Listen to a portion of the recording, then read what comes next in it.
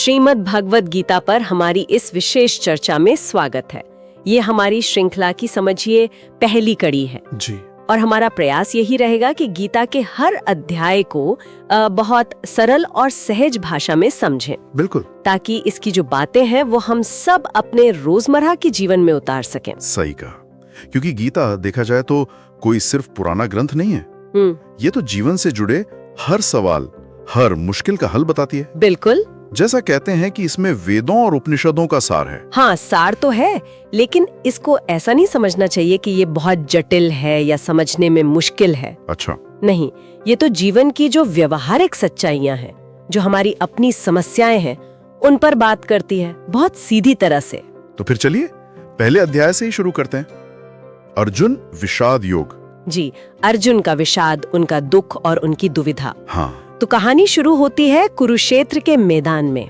युद्ध का मैदान। बिल्कुल। और धृतराष्ट्र जो देख नहीं सकते, वो संजय से पूछते हैं कि भाई बताओ, युद्ध भूमि में मेरे और पांडु के बेटे वो क्या कर रहे हैं। यहीं पर मतलब हम किरदारों से मिलते हैं। एक तो धृतराष्ट्र जो आंखों से देख नहीं सकते पर जानना सब कुछ चाहते हैं। फिर उनका बेटा दुर्योधन है जो पूरे आत्मविश्वास से दोनों सेनाओं को देख रहा है, जायजा ले रहा है। और फिर सबसे महत्वपूर्ण अर्जुन, महान योद्धा। जी, और उनके साथ उनके सारथी भगवान श्री कृष्ण। तो जब अर्जुन तैयार होते हैं युद्ध के लिए और कृष्ण से कहते हैं कि रथ को दोनों सेनाओं के बीच ले चलिए। हाँ, ताकि वो देख सकें कि किन से लड़ना है। हाँ, लेकिन वहाँ जाके वो जो देखते हैं उसकी उन्होंने शायद कल्पना भी नहीं की थी। बिल्कुल। जैसे ही रथ बीच में पहुँचता है, अर्जुन देखते हैं कि सामने वाली सेना में तो उनके अपने ही लोग खड़े हैं। अपने ही रिश्तेदार। हाँ, उनके गुरु, उनके दादा, भाई, बेटे, ससुर, दोस्त सब वही हैं, विरोधी पक्ष में।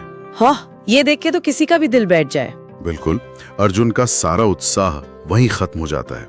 वो एकदम गहरे शोक और भ्रम में डूब जाते हैं। हाँ, लिखा है कि उनके अंग ढीले पड़ने लगते हैं, मुंह सूख जाता है, शरीर कांपने लगता है और हाथ से उनका वो प्रसिद्ध गांडीव धनुष वो भी गिरने लगता है। जी, ये सिर्फ कोई शारीरिक कमजोरी नहीं थी, ये उनके अंदर का जो द्वंद्व था, जो नैतिक संकट था, उसका प्रतीक है। और फिर वो सवाल उठाते हैं युद्ध पर ही कि मतलब क्या फायदा अपनों को मारकर राजपाट लेने का, सुख भोगने का। सही बात है। वो कहते हैं कि जिनके लिए हम ये सब चाहते हैं वही तो सामने खड़े हैं मरने मारने को। कहते हैं कि मुझे तीनों लोकों का राज भी मिले तो भी मैं अपनों को नहीं मारना चाहूंगा। ये धरती का राज तो फिर क्या चीज है। उनका ये जो दुख है, ये जो धर्म संकट है, ये सिर्फ अर्जुन का तो नहीं लगता। नहीं, बिल्कुल नहीं। ये हर उस इंसान की दुविधा है जिसे कभी न कभी कर्तव्य और अपनी भावनाओं के बीच चुनना पड़ा हो। सही और गलत के बीच। हाँ, सही और गलत के बीच वो मुश्किल चुनाव। अर्जुन की हर शंका, हर डर कहीं न कहीं हमारी अपनी परेशानियों जैसा ही है। इसीलिए शायद कहते हैं कि श्री कृष्ण सिर्फ अर्जुन के नहीं, हम सबके जीवन के सारथी बन सकते हैं। बिल्कुल।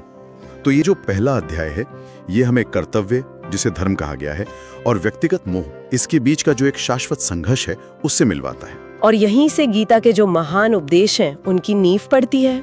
जी हाँ, ये अध्याय हमें खुद के अंदर झांकने, आत्ममंथन करने को कहता है, अपने कर्तव्य को समझने और जीवन की चुनौतियों का सामना करने का महत्व बताता है। हाँ, और ये दिखाता है कि गीता आज भी कितनी प्रासंगिक है, मतलब निर्णय लेने में, डर या भ्रम की स्थिति में। हाँ, ये आज की जो हमारी समस्याएं हैं उनमें भी रास्ता दिखा सकती है। तो अर्जुन की इसी दुविधा और उनके मन में उठे सवालों का जवाब वो श्री कृष्ण अगले अध्यायों में देंगे। बिल्कुल।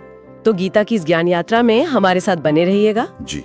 और अगर ये चर्चा अच्छी लगे तो इसे दूसरों के साथ साझा करने पर भी विचार कर सकते हैं। हाँ, क्योंकि जैसा कहा गया है, गीता के ज्ञान का प्रसार करके आप भी एक पुण्य कार्य में भागीदार बनते हैं। एक विचारणीय बात ये भी है कि जब कर्तव्य हमें अपनों के ही खिलाफ खड़ा कर दे तो उस अंदरूनी लड़ाई से कैसे निपटा जाए। गहरा सवाल है, शायद इसका जवाब हमें आगे मिलेगा।